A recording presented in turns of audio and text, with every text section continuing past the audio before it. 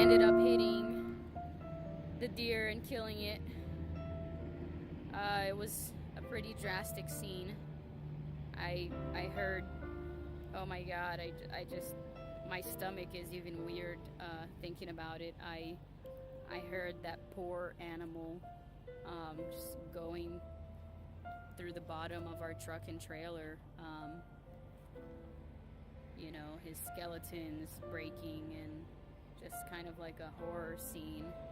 And it's definitely something I never want to find myself in again. It was around 4 in the morning, and I still drove for about 20 miles to find the nearest truck stop, which is this truck stop here. We're in Montana. But look at the bright side, there's a little espresso house. So all I can say is there was really nothing I can do, you know. I tried to change lanes, I tried to brake, and unfortunately we're just too heavy, and I hit the poor animal, so I totally feel bad about that and messed up our truck. But you know what? Thank God it was only half of it. It was only the left side. Wasn't able to brake quick enough. We are at 79,000 pounds, so we're pretty heavy. It could have been worse. It could have been the entire truck.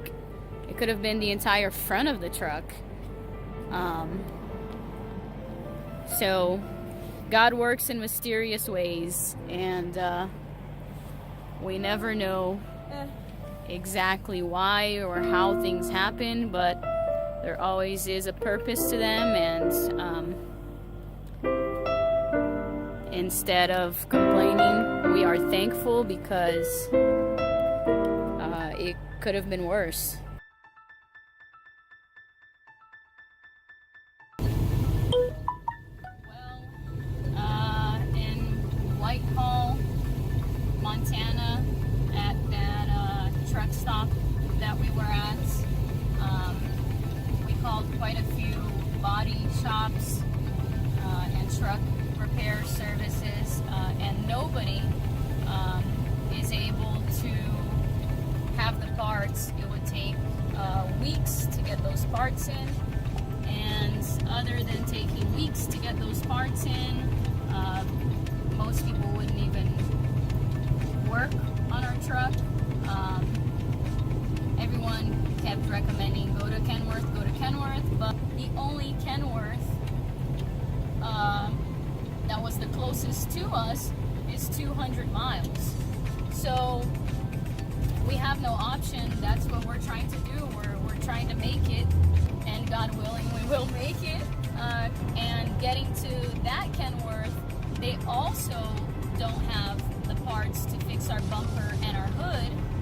So what the guy at Kenworth suggested is that, hey, why don't you get here, do the 200 miles, get here, we'll fix your lights so that way it turns on and it's DOT compliant, so you're not stopped at way stations and not completely fixed. Not completely fixed. Something to stay on just to be compliant, yeah, just to be compliant so that it's working, so we can make it to Georgia, which is our home state.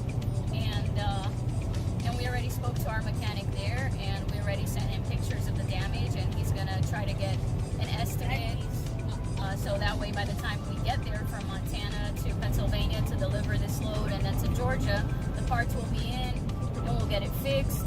We already called the insurance. They'll take care of everything.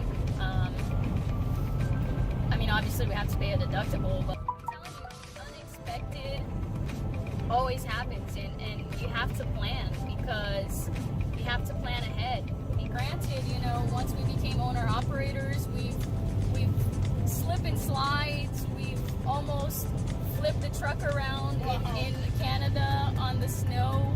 You know, we had to get like tractors to pull us out because you couldn't see the road, so it was no one's fault. You didn't know where the road started and ended, so, you know, there was nothing you could do. I mean,